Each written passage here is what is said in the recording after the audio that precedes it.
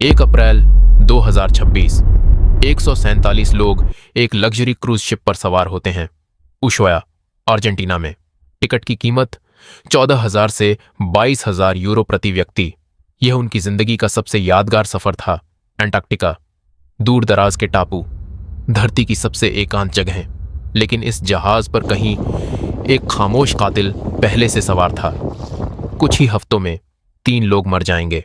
दुनिया भर की सरकारें इमरजेंसी में चली जाएंगी और सीडीसी एक लेवल 3 अलर्ट जारी करेगा। वही क्लासिफिकेशन जो कोविड के दौरान इस्तेमाल हुई थी। कोई इलाज नहीं, कोई वैक्सीन नहीं, और यह इंसान से इंसान में फैल सकता है। यह है एमवी हॉन्डियस की सच्ची कहानी, और उस वायरस की जिसके लिए दुनिया तैयार नहीं थी। जहाज की कहानी में जाने से पहले आपको समझना होगा कि हांटावायरस असल में है क्या, क्योंकि ज्यादातर लोगों ने इसका नाम तक नहीं सुना। हांटावायरस एक वायरस फैमिली है। इसमें 50 से ज्यादा प्रकार हैं, और इन सब में एक चीज कॉमन है, ये रोडेंट्स के अंदर रहते हैं। चूहे, मूषक, पीढ़ियों से। यह इंसानों में कैसे फैलता है? जब कोई इन्फेक्टेड चूहा पेशाब करता है, मल त्यागता है या मर जाता है, तो वायरस हवा में घुल जाता है। आप सांस लेते हैं, बस आप इन्फेक्टेड हो गए। और एक बार यह आपके फेफड़ों में पहुंच जाए, यह बेरहम है। मृत्यु दर 40%। कोई इलाज नहीं, कोई वैक्सीन नहीं, कुछ नहीं। शुरुआती लक्षण हल्के होते हैं, बुखार, सिर दर्द, मांसपेशियों में दर्द, बिल्कुल फ्लू जैसा लगता है। लेकिन कुछ ही दिनों में फेफड़े पानी से भर जाते हैं, दिल काम करना बंद कर देता है, सांस रुक जाती है। मौत। डॉक्टर बस मशीनों से आपको जिंदा रख सकते हैं और उम्मीद कर सकते हैं। अब हंटावायरस की 2 मुख्य बीमारियां हैं। एशिया और यूरोप में यह किडनी पर हमला करता है। अमेरिकाज में यह फेफड़ों पर हमला करता है। इसे कहते हैं हंट वायरस, पल्मोनरी सिंड्रोम। इस जहाज पर जो था वो और भी डरावना था। इसका नाम है एंडीज वायरस, और यह दुनिया का इकलौता हंट वायरस है जो इंसान से इंसान में फैलता है। बाकी सभी हांटा वायरस के लिए आपको एक चूहे की जरूरत होती है। एंडीज वायरस के लिए एक बीमार इंसान काफी है। और यही था जो 1 अप्रैल को एमवी हॉन्डियस पर सवार हुआ। यह कितना गंभीर है, यह समझने के लिए चलते हैं इतिहास में। 1951, कोरियन वॉर। अमेरिकन सैनिक मरने लगते हैं, गोलियों से नहीं बल्कि एक रहस्यमयी हेमोरेजिक फीवर से। किडनी फेल हो रही हैं, अंदर से खून बह रहा है, दिनों में मौत। उन्होंने इसे कोरियन हेमोरेजिक फीवर कहा। कोई नहीं जानता था यह क्या है। 3,000 सैनिक इन्फेक्टेड हुए, सैकड़ों मर गए, और दशकों बाद जाकर साइंटिस्ट्स ने इसे हंटावायरस पहचाना। आगे बढ़ते हैं 1993 में। न्यू मैक्सिको, यूएसए का 4 कॉर्नर्स इलाका। स्वस्थ जवान लोग, कोई बीमारी नहीं, कोई कमजोरी नहीं। अचानक एक्यूट रेस्पिरेटरी फेलियर से मर रहे हैं। सिर्फ 1 साल में 24 लोग मर गए। मृत्यु दर 50% से ज्यादा। साइंटिस्ट्स ने इस वायरस का नाम रखा सिन नोम्ब्रे वायरस। स्पेनिश में मतलब है बिना नाम का वायरस। और फिर 2018, पाटागोनिया, अर्जेंटीना। एक छोटा सा कस्बा एपुयेन, आबादी कुछ हजार लोग। अचानक 34 लोग इन्फेक्टेड, 11 मर गए। यह था इंसान से इंसान में ट्रांसमिशन। एक लोकल फेस्टिवल में लोग करीब थे एक दूसरे के। एंडीज वायरस एक इंसान से दूसरे में कूद रहा था। साइंटिस्ट्स चिंतित थे, लेकिन दुनिया ने ध्यान नहीं दिया। 2026 तक। अब चलते हैं एमवी हॉन्ड्यूस के अंदर। दिन ब दिन। 1 अप्रैल 2026, उशुआया, अर्जेंटीना। 23 देशों के 147 लोग इस जहाज पर चढ़ते हैं।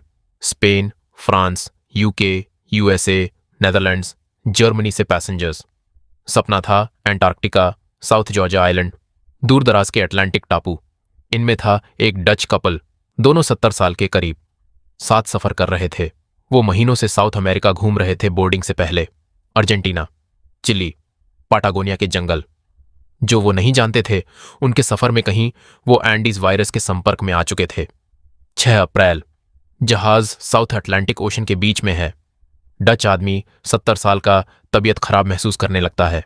बुखार, सिर दर्द, दस्त। जहाज का डॉक्टर देखता है, सोचता है फ्लू है। जहाज चलता रहता है।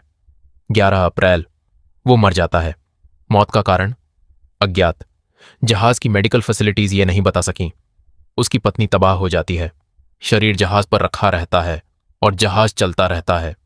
24 अप्रैल, सेंट हेलेना आइलैंड। यह अटलांटिक के बीच एक छोटा सा ब्रिटिश टापू है। 30 पैसेंजर्स यहां जल्दी उतर जाते हैं। डच आदमी की पत्नी भी, अपने पति के शरीर को वापस घर ले जाने के लिए। लेकिन वो पहले से इन्फेक्टेड थी, उसे बस अभी पता नहीं था। 26 अप्रैल, योहानसबर्ग एयरपोर्ट, साउथ अफ्रीका। डच महिला एयरपोर्ट पर गिर पड़ती है। वो नेदरलैंड्स वापस जाने की कोशिश कर रही थी। वो कभी नहीं पहुंची। इमरजेंसी डिपार्टमेंट में उसकी मौत हो गई। कुछ दिन बाद साउथ अफ्रीकन डॉक्टर्स उसके शरीर का हांटावीरस टेस्ट करते हैं, पॉजिटिव। उधर जहाज पर एक ब्रिटिश पैसेंजर क्रिटिकली इल हो जाता है। सांस लेने में तकलीफ, बुखार, न्यूमोनिया के लक्षण। उसे जोहानसबर्ग में आईसीयू में मेडिकली एवैक्यूएट किया जाता है। डॉक्टर्स हर चीज का टेस्ट करते हैं। Covid negative, flu negative, pneumonia, bacteria negative. आखिरकार 2 मई को रिजल्ट आता है, हांटा वायरस। उसी दिन जहाज पर एक जर्मन महिला की मौत हो जाती है। उसका शरीर जहाज पर ही रहता है। कोई पोर्ट जहाज को नहीं लेना चाहता। WHO को पहली नोटिफिकेशन मिलती है और अचानक पूरी दुनिया ध्यान दे रही है।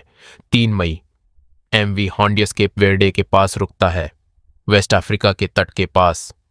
केप वेर्डे कहता है, हम ये हैंडल नहीं कर सकते, हमारे पास सुविधाएं नहीं हैं। जहाज बस वहीं रहता है, समुद्र में, 147 लोगों के साथ। पैसेंजर्स अपने कैबिन्स में बंद। एक क्रूज शिप पर सोशल डिस्टेंसिंग। जर्मन महिला का शरीर अभी भी जहाज के मॉर्ग में। एक सर्वाइवर ने बाद में कहा, ऐसा लग रहा था जैसे पूरी दुनिया ने हमें छोड़ दिया। 6 मई, लोकल अथॉरिटीज के विरोध के बावजूद स्पेन ने जहाज को टेनरिफ में डॉक करने की अनुमति दी। सरकार ने कहा, हमारा मॉरल और लीगल ऑब्लिगेशन है। जहाज कनेरी आइलैंड्स की तरफ बढ़ता है। 10 मई को जहाज आखिरकार डॉक करता है। पैसेंजर्स को एवैक्यूएट किया जाता है। पूरे यूरोप में वापस भेजा जाता है। क्वारंटीन। लेकिन यहां कहानी और भी एक्स्ट्रॉर्डिनरी हो जाती है। याद है वो 30 लोग जो सेंट हेलेना पर जल्दी उतर गए थे? उनमें से एक ट्रिस्टन दा कुन्हा चला गया था। यह पूरी दुनिया के सबसे दूर बसे आइलैंड्स में से एक है। आबादी सिर्फ 220 लोग। कोई एयरपोर्ट नहीं, कोई रेगुलर ट्रांसपोर्ट नहीं। ब्रिटिश आर्मी की 16 एयर असॉल्ट ब्रिगेड ने एक रॉयल एयरफोर्स एयरक्राफ्ट से उस टापू पर पैराशूट किया, मेडिकल इक्विपमेंट और पर्सनल पहुंचाने के लिए। एक सस्पेक्टेड हंटारा वायरस पेशेंट के लिए। जरा सोचिए, ब्रिटिश मिलिट्री ने साउथ अटलांटिक के एक दूर दराज टापू पर पैराशूट किया, सिर्फ एक पेशेंट के लिए। इतनी गंभीरता से ले रही थीं सरकारें इसे, तो बड़ा सवाल यह हुआ कैसे?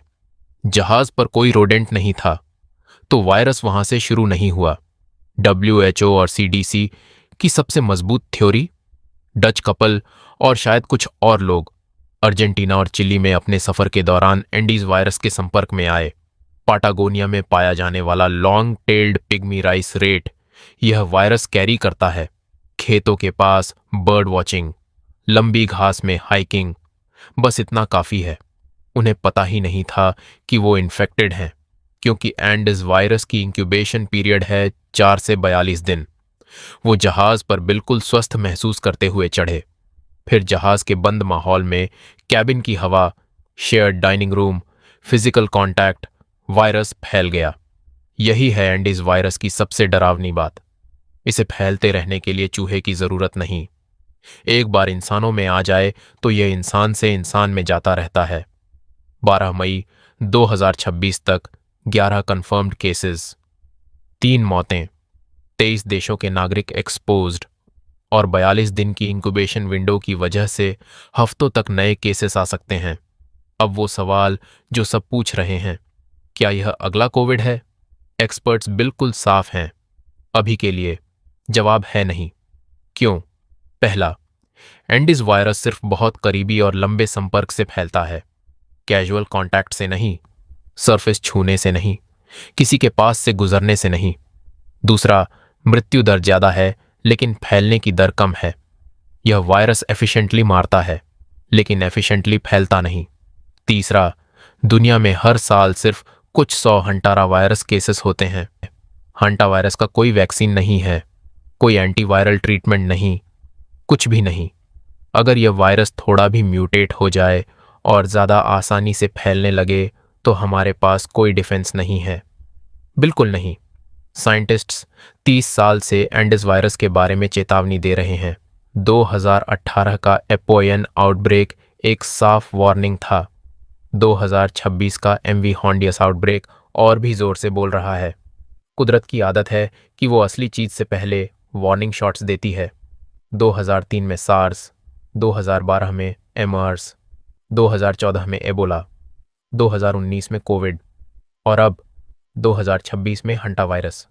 सवाल ये नहीं है कि अगली महामारी आएगी या नहीं, सवाल ये है क्या हम तैयार होंगे। तो हम क्या सीखते हैं इस सबसे? ध्यान रही, एमवी हॉन्डियस का आउटब्रेक अभी के लिए कंट्रोल्ड है, लेकिन एंडीज वायरस अभी भी बाहर है। पाटागोनिया के चूहों में, अर्जेंटीना और चिली की घास के मैदानों में, इंतज़ार करते हुए। कोई इलाज नहीं, कोई वैक्सीन नहीं, और यह इंसान से इंसान में फैल सकता है। इस बार दुनिया लकी रही। अपना जवाब कमेंट्स में दीजिए, मैं हर कमेंट पढ़ता हूँ। अगर इस वीडियो ने आपको कुछ नया सिखाया तो लाइक बटन ज़रूर दबाइए। ऐसे वीडियोस के लिए हर हफ्ते सब्सक्राइब करें। अगली वीडियो में मिलते हैं।